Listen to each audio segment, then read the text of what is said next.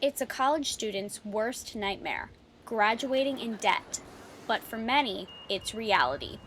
I'm having to get tons and tons and tons of government subsidized loans. I don't even know how many loans I have. Students fresh out of college are entering the real world saddled with thousands of dollars in student loan debt. I know people that pay $1,000 a month and they can barely, just to pay off their student loans, and they can barely even survive off the money they have left. There is that kind of fear of not getting a job when you're out and suddenly you have this massive amount of debt over your head. According to the College Board, in 2009 to 2010, about half of college students graduated owing about $22,000. And for at least one student, having to make $700 monthly loan payments is a terrifying reality. I have real fears about living the rest of my life totally impoverished.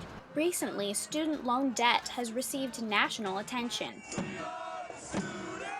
Last month, the Occupy DC movement took to the streets to protest the financial burden on students. And Washington has noticed. We're going to make these changes work for students who are in college right now. On October 26th, President Obama announced he will accelerate a plan to relieve cash-strapped students. The government plan will reduce the maximum student loan monthly payments from 15% of income to 10%. It will also forgive remaining debt after 20 years instead of 25. And students will have more options to consolidate their loans. But how much will these moves save struggling students? Experts say not much.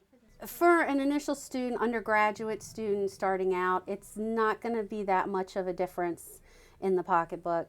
$5, $10 maybe. Nero says most students aren't paying back their loans after 20 years. To not pay that off in 20 years would be really hard, I would think. The president's plan targets new borrowers, offering no relief to many students crippled with debt right now. I think more needs to be done. We need to be able to help the people that are currently in debt. I think still more needs to be done, but I think it's a step in the right direction. Obama's student loan plan will go into effect next year, but for some, it may be too little, too late. For University of Maryland News, I'm Lindsay Wallen.